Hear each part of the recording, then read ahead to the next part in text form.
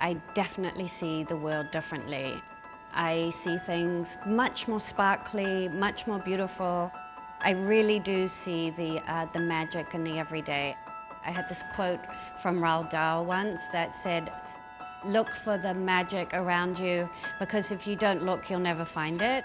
For me, that's such an important part of living, and so I really wanted my customer to sort of get inside my brain for a little bit. I always grew up being very specific about what I was wearing, but being in New Zealand at that time in the 80s, girls didn't know what a fashion designer was. I know I really like clothes, but then my parents were like, "But what are you really going to do with your life?" I had a real aha moment one night. I was like, I want to be a fashion designer.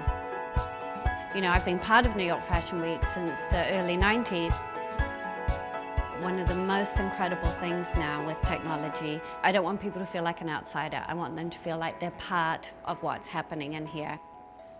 Just being around technology, just being around new ways of presenting your image, whether it's augmented reality, whatever that may be, it really lends itself to a really creative atmosphere.